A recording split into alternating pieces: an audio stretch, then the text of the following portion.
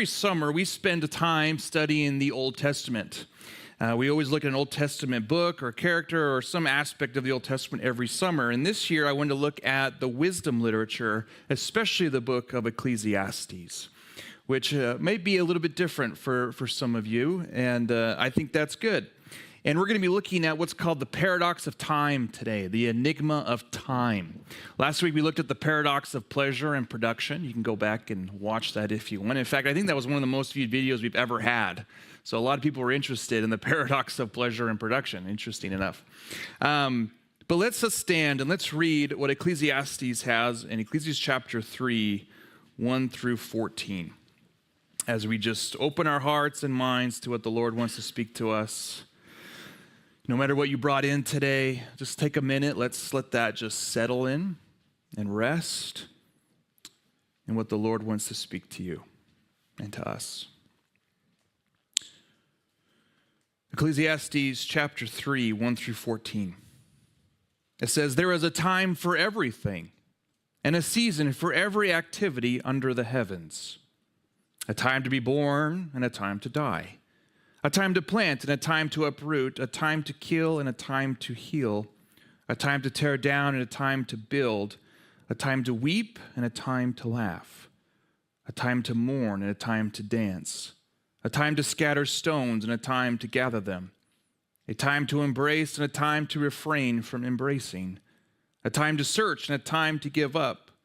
A time to keep and a time to throw away. A time to tear and a time to mend. A time to be silent and a time to speak. A time to love and a time to hate. A time for war and a time for peace. What do workers gain from their toil? I have seen the burden God has laid on the human race. He has made everything beautiful in its time. He has also set eternity in the human heart, yet no one can fathom what God has done from beginning to end. I know that there is nothing better for people than to be happy and do good while they live, that each of them may eat and drink and find satisfaction in all their toil. This is the gift of God. I know that everything God does will endure forever. Nothing can be added to it and nothing taken from it. God does it so that people will fear him." Pray with me, will you? Lord, as we have just read your words, I just pray, Lord, we have an open heart, an open mind to how to receive these words. Lord, Ecclesiastes is not always an easy book to understand, and sometimes an even harder book to apply into our lives. And I just pray that you give us something that we can grab a hold of, something that we can walk out of here with some form of truth and wisdom that we can see our lives impacted by your word. Help us to see that this world, the things that we see in front of us right now are increasingly temporary and fleeting, but that what you invest in, what you build, it lasts forever. Help us to see that perspective today as we enter into this time of exploration into what you want to speak to us. Just lay your spirit in this room on each and every person in this room. Speak to them in only the ways you can as we explore this together. Amen. You may be seated. There's a thing that I read this week called high-frequency trading. Everybody heard of high-frequency trading? Oh, good. I was not alone. High-frequency trading. In our world, apparently, controlling time can often equate to guaranteed profit. And nowhere is this more true in what's called high-frequency trading. So what happens in high-frequency trading is financial terms attempt to control the price of a stock in a different time zone in order to capitalize on its change in a later time zone. For example, if something is $10 in Chicago, it might be $10.25 in New York. So you buy in Chicago and you sell in New York. But this process is fascinating enough, it's milliseconds. Like we're talking like 13, 14 milliseconds in order to capitalize on those profits. And so in 2010, there was a financial firm who does this. They decide they're going to spend $300 million to drill a straight fiber optic cable through mountains from New York to Chicago. They said that by doing this, a round trip of information would shave off 1.5 milliseconds. So from 14.5 milliseconds to 13 milliseconds, which means that they could control that 1.5 milliseconds and be the first ones guaranteed profit every time these high-frequency trading stocks come through. However, once the network was completed, other companies discovered that microwave networks were faster. And so they completely bypassed that fiber optic cable completely, rendering that $300 million obsolete. That's a bummer. Can you imagine being in that boardroom when they come to that conclusion? But can you imagine a group of people sitting around and say, we'll spend $300 million to control 1.5 milliseconds. Not even perceivable to the human experience. What we notice here is humanity will spend a fortune to control a millisecond, only for the next millisecond to escape them. This is what the Bible would call hevel. That word in Ecclesiastes we see over 40 times that we see translated as meaningless or vanity.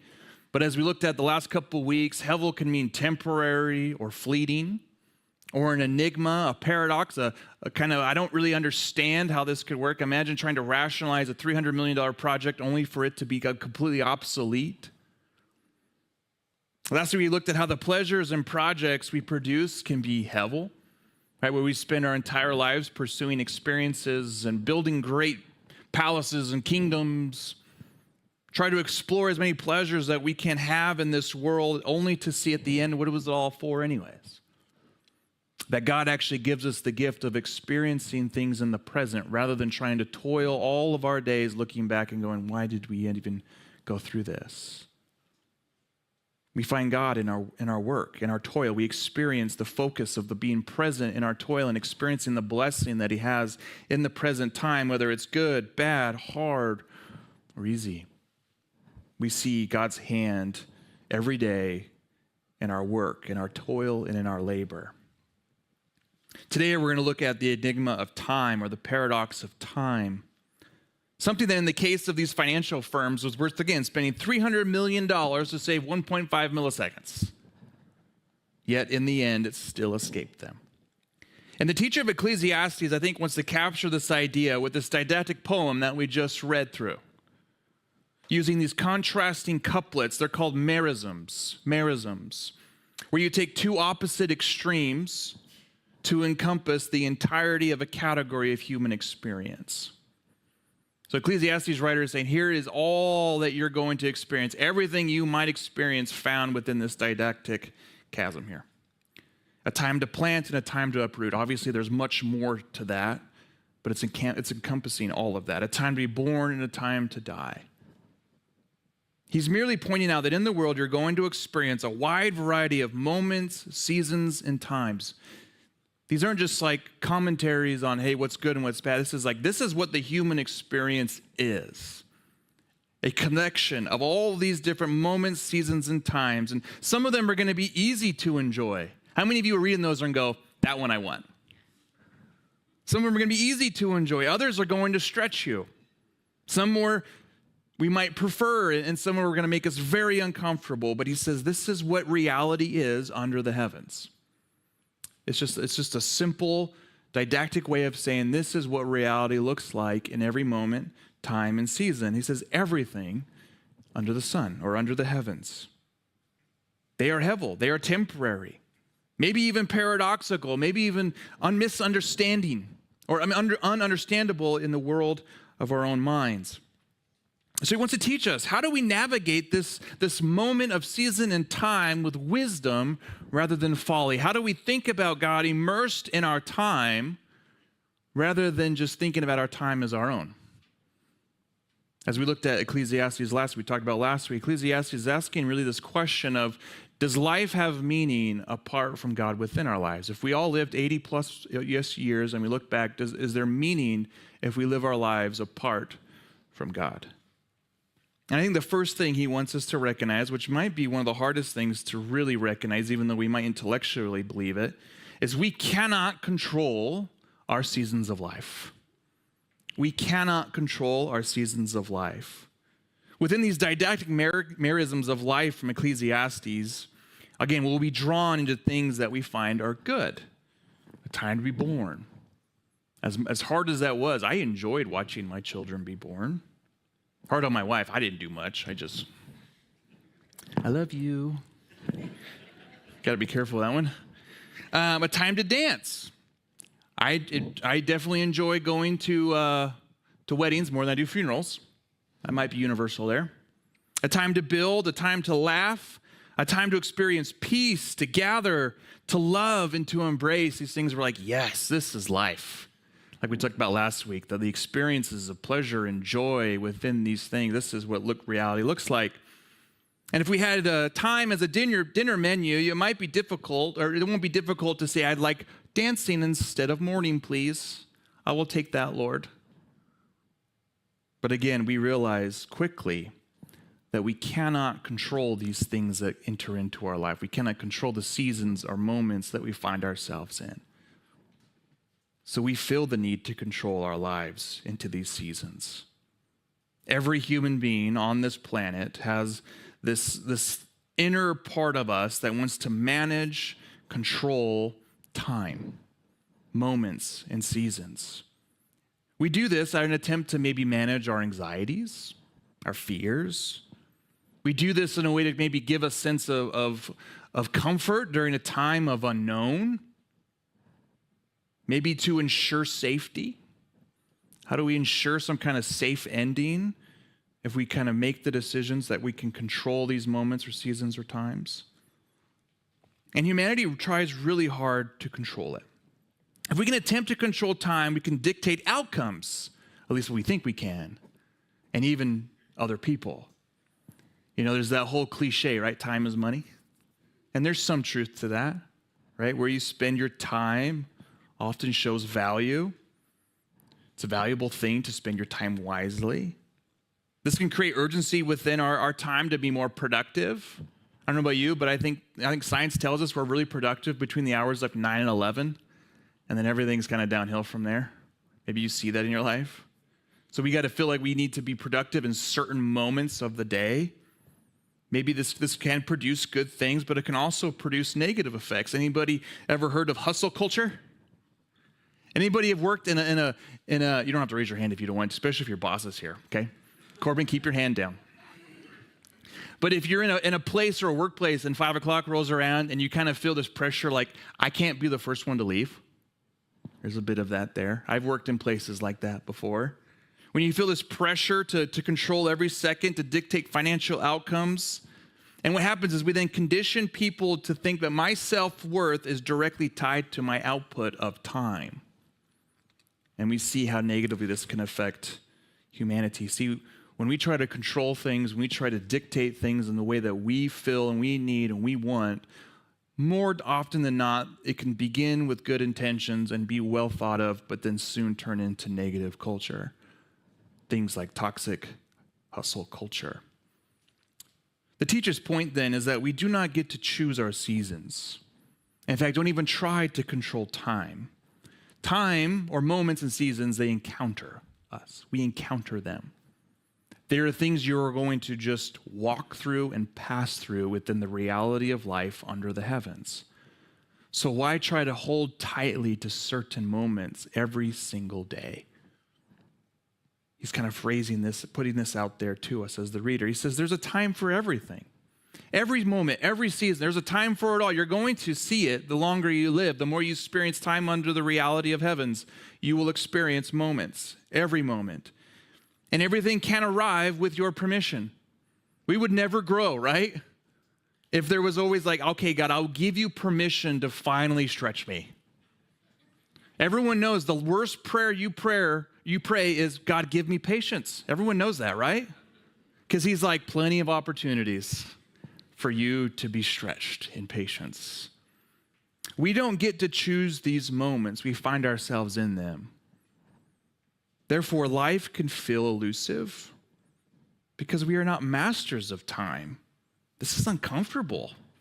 We have come up with daylight savings time to try to be like, how do we control this season a little bit? And I think most of us probably are like, why could we still do that? We cannot always control what happens to us. Yet, we can find comfort in those seasons rather than the dread, anxiety, uncertainty, all those fears. Because across every season under heaven, Ecclesiastes is going to continue to teach us is the Lord is present in everything. There is not a season, a moment of time where the Lord is like, I am not there. Under the heavens, he is in every single aspect of it. Even when it's really difficult to see him in it, he is there because he alone is the master of time. Look at Psalm 93, 1-2. The Lord reigns. He is robed in majesty. The Lord is robed in majesty and armed with strength. Indeed, the world is established firm and secure. Your throne was established long ago. You are from all eternity. It's Ecclesiastes and the psalmist kind of got together and said, okay, how do we show the wisdom of humanity to say, hey, stop controlling and dreading and living in this place of every moment and season is something to be afraid of, and to recognize of it, boy, there is a God who is immersed in every season, a moment of time. Not only is he immersed in it, but the psalmist will say he reigns in it. He is the master of these seasons. That there is not a season in which you cannot meet the Lord, and at all times he reigns. So I want to ask yourself this. Ask yourself just internally, or maybe write it down. What season am I trying to control that God has simply called me to trust him through? What season, what moment of time am I saying, how can I control that rather than just simply trust him through it? Because when we stop trying to control the seasons, when we realize what we'll see next week is this idea of kind of the open hand toward God, rather than firm grips or even maybe just checking out completely, but how do we open up in our hand in moments of every season under the heavens where we can receive what he is doing within us and trust, that we can begin to see that the Lord reigns in every moment. This is one of the great gifts of God to humanity. He knows. He's not oblivious to the series of pains and hurts and difficulties and joy, all the moments that we might experience. But what he does continue to reiterate to us is, hey, in your grief, in your loss, I reign. This has brought huge comfort to my life. Because grief, especially, it feels like it's driving the boat, isn't it? And you're like, we have no idea where this river is taking us. But even in those moments, we can hold tight to the idea that our God reigns. In death, the worst thing that we can fathom happened to us or to people we love, he clearly says over and over again, and embodied in our Lord Jesus, I reign even in death. In dancing, in the joys and wonders and glorious things we might experience in the present moment of the life under the sun, he still says, I reign. Write out your season this week. Think about it. What season or time do you find yourself in that maybe brings more dread, more fear, more uncertainty? What is it that is keeping you and is kind of taking over your time, your thoughts? And put next to it, just write these simple words, the Lord reigns. The Lord reigns. In every season, in every moment, and every time you find yourself, the Lord reigns. Let's keep going. We long for eternity, but it's difficult to see. We long for eternity, but it's difficult to see. The teacher asks, what do workers gain from all their toil? I think we probably all ask that on a Monday morning, right? Like, what am I doing going to work today? Like, what am I actually gaining outside of maybe a paycheck to be here? Since we have no control over our seasons, the toil that we labor can leave us often cynical. Anybody had a job that just left you cynical? Jeff's like, absolutely. What about lackadaisical?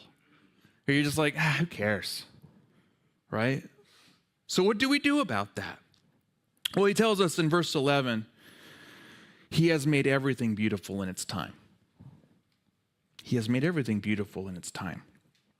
God's beautiful timing. One of the most impressive things about the Lord is that regardless of circumstances, either things done to us, things we do, there is nothing too far out of his reach for him to redeem, to renew, to restore, to rebuild, to bring beauty back into our lives. This is an extremely impressive thing that we should look at God. And at the very last, we won't get to it today, but the very last line in this passage is so that we will fear him. Now, fear is the Hebrew word yar. Someone will have to look that up for me, but it's something like that. I'm close. And it's really this idea of not necessarily crippling, horror movie fear that really pulls you away. It's really more of the idea of astonishment or reverence, or I like the word honor as well. This idea of you're looking at something that's like, how does that work? That is incredibly impressive. I always think of this idea of God as a master chess player. This is how I illustrate this to make me feel better in life, okay? Is you imagine a God who has every situation and circumstance on the chessboard, and everything that happens, there's nothing that traps him. I've been teaching, or actually learning a lot from my son Lucas around chess. We've been playing chess quite a bit. And he is very, very good at getting me trapped in places where I can't move. And what I'm learning, and I've seen this illustration lived out in my life all the time, is even when I feel trapped, even when I feel like I need to control a situation, God is that chess player that goes, I can move any piece, anytime, anywhere, and I will get you untrapped. That to me is a really profound thing, that there is nothing that can move against us. There's no piece that can be played that he cannot work around and make to use to his purposes and advantage. That gives me great peace because I can't control anything, really. And things that happen in the moments that we walk into are going to be experienced under the sun. But God brings beauty in all of these things, and it's a bit of a paradox. It's a bit of an enigma that we often miss in the moment. We don't see it really until we're looking backwards, right? Many of us have walked through many difficult seasons in this world, and then you look back and go, oh, yeah, I saw God at work in that. I saw how he was. I didn't see it in the moment, but I definitely see it now. Hindsight. Having 3 kids under 9 has its very difficult days. Busy days. And I'll be honest, some days don't feel very beautiful. There are some days that are just hard days. But then I talk to those who have kids older than my kids, or maybe have adult children. And you see the stage of life that I'm in, and you kind of recognize that, that those are some harder days. Sleep deprivation, those types of things are hard days. But you have a different way of looking at it. You also tell me those are beautiful days. Those are beautiful days. Something that I can easily miss being immersed in it, but because you have gone through that and you are looking back, you go, oh, those are hard days, but they're beautiful days. That's exactly what God wants to teach us in these passages. He's like, I make everything beautiful. You may not see it at this very moment, but keep walking, keep moving forward. Keep watching how I'm going to move these pieces into a place of purpose and meaning, and you will grow. You may not always enjoy it, and it may not always feel good. That's Ecclesiastes. It's not always going to maybe work out the way you expected it to work out. It might be hevel, it might be temporary, it might be paradoxical, but I will make it beautiful. I will make it beautiful. I think the Lord wants to show all of us how he can make everything beautiful in a season, even if it's hard to see the beauty in it right now. I think here's some ideas that I just was kind of thinking about this week as I was kind of wrestling with this. How does God make things beautiful in the moment, even when it's not so beautiful all the time? And I think the first thing I thought of was, man, we just got to slow down. I think we're just going too fast. Like even this morning, I'm like, it's 8:05, let's go. I got all the stuff I have to do. I show up to church and I'm kind of rattled, and people were probably seeing this. I was kind of moving around all over the place, and I wasn't even doing my own thing here, which was just, hey, everyone just take a breath. Slow down. just slow down. We're over busy, we're overstimulated, we struggle to find meaning in a season. Just slow down. I think the times that I do this well, I think of when my kids go to bed, we have a great time going to bed. They pray, we sing, and we come out, and I like to listen to a good book, good audio book maybe, lay on the couch with a good audio book, slows me down. Maybe relaxing music, just to kind of go throughout the day, kind of end your day with it. Or do something that maybe you enjoy, appreciate, talk to your spouse, have a great conversation. I think Amy and I's best conversations have been at the end of the day. I think she'd probably agree with that. She's smiling, she agrees. For me, these things bring beauty to my life and are a gift of God immersed in the hardships and difficulties and fast-paced life that we live every day. And I appreciate these things, and I see these things as a gift. So next time you feel yourself just racing, next time you feel yourself going into that hard, difficult place of all the anxiety and fears of the unknown, maybe that is the sign. That's the gauge within your heart saying, I need to slow down. I need to take a pause. I need to go for a walk. I need to do something that's going to realign and refocus what is happening right now in this season. And again, have a conversation with somebody, your spouse, your friend, a family member about your season at the moment. I think just processing these things and reframing them with somebody is a really good thing to do, especially when you're just talking through your current circumstances. Whether they're hard, tough, or joyous seasons we find ourselves in, I think talking with people can give us perspective on what the Lord is doing in processing these things. I can't tell you how many times I've sat down with somebody and they have some issue or they have something they're working through, and they just talk. And I'm not saying a word. Ron Little's really good at this too, by the way. If you ever get a chance to sit with Ron. Because you'll sit there and all of a sudden, all you're talking, you start answering your own issues. Did anybody else happen?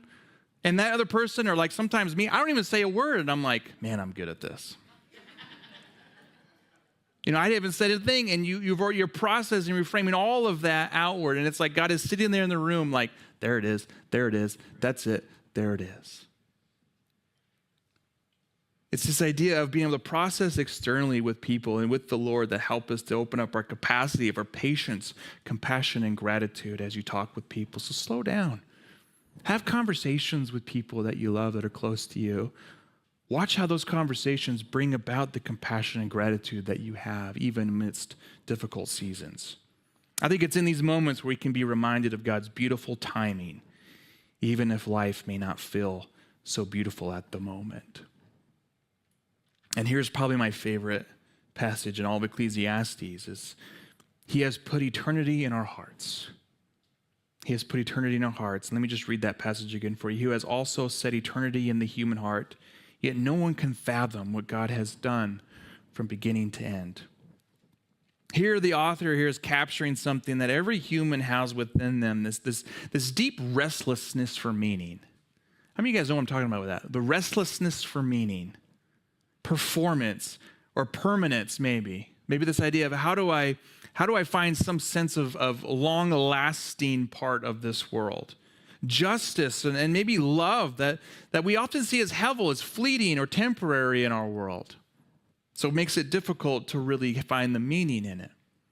And every day, all of us conduct searches to try to fill this need. Whether you have been a devout follower of Jesus for many years or not, I think all of us, in one way or another, we tend to try to fill that hole in our hearts with something other than eternity. Something that is maybe more present, that we know is temporary or fleeting, but we still try to fill there anyways.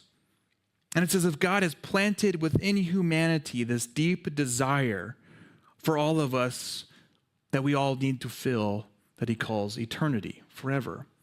And boy, do we try to fill that with everything but God at times, don't we? Look at Philip Graham Ryken. I don't have it up here, but I like this quote. He says, God has planted eternity in our hearts. We know there is more to life than what we experience under the sun, yet we cannot fully understand God's purposes. And that drives us wild, doesn't it? We really like to know what God is doing in the moment. How many of you had that prayer? God, just tell me a little hint on where this is going so I can better sleep tonight, maybe. But he says this leaves us longing for the day when all will finally be revealed. I think that captures well the idea of eternity in our hearts, this longing for the day when we will see the purposes of God, finally. And I think Ecclesiastes is doing a great job of capturing this here. And I think this longing for eternity is to be revealed and seen in one way: a life that finds eternity in Jesus as Lord. I think what we're seeing here in Ecclesiastes is one side of the coin, that Jesus is ultimately saying, I am the eternity that you have longed for. That purpose that you have searched through every experience and time and season and moment. I know you're looking for it. He says, I am it. Jesus is the revealing of eternity. He says this, the Apostle John, in the book of Revelation. He says in Revelation 22:13, Jesus says, I am the Alpha and the Omega, the first and the last, and what? The beginning and the end. Embodied within Jesus is the beginning and the end. Ecclesiastes is giving us a signpost here, pointing us to the one who will embody all meaning, permanence, justice, and love. And it's in a person. That person died for you. And he resurrected on the third day. And he says, I am eternity. I am the way to permanence and eternity. I think the frustration of Ecclesiastes is ultimately answered in the person of Christ. That Ecclesiastes is kind of setting this up to see, so when Jesus comes, it's like, there it is. There is the purpose and meaning that my heart has been longing for all of my life.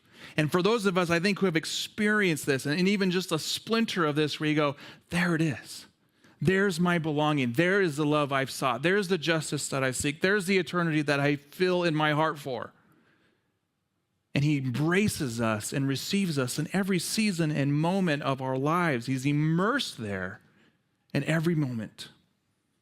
Jesus is proclaiming that I am what your heart truly desires. Think about that. All the things that our heart desires in this hevel world of temporary and fleeting things, he says, I am the one thing that will bring permanence. I am the one thing that truly your heart can be filled with. The object that the whole of the meaning of life finds, and that which will bring beauty to the crooked world that we find ourselves in. Jesus says he is the author of all creation. He calls out each and every one of us to follow him in it. He says, just find the rest for your restlessness in every moment in me. It's an invitation to rest in him. It's in every season of life that we see Jesus do his best work. There is not a season of life that you will experience that God will not say, I'm going to do my best work in this. I'm going to help you enjoy the highs of life. And I'm going to be with you in the very lows of life. In fact, I'm probably even closer to you in these moments than in these moments. And I have found this to be true in all of my life, that in every season when I'm tired and I'm hurting, or when I'm grieving, or when I'm mourning, or when I'm joyous and things are exciting, he has been immersed in all of it in impactful ways. And I want every human being to be able to experience that. Because we don't have to toil meaninglessly in this world, but we are invited to rest in his arms, in the arms of our Lord for all of eternity. As Augustine of Hippo, one of the early church fathers, he captured this well. He says, you have made us for yourself, and our heart is restless until it rests in you. Find your rest today. Resist the restlessness of life. Not trying to continually labor in the toils of the paradoxes of time, but in the steady and established hand of the Lord who reigns, the psalmist, Lord who reigns, the Lord Jesus Christ who finds rest, who invites you into rest and beauty, and it truly is a life of really deep and wonderful meaning.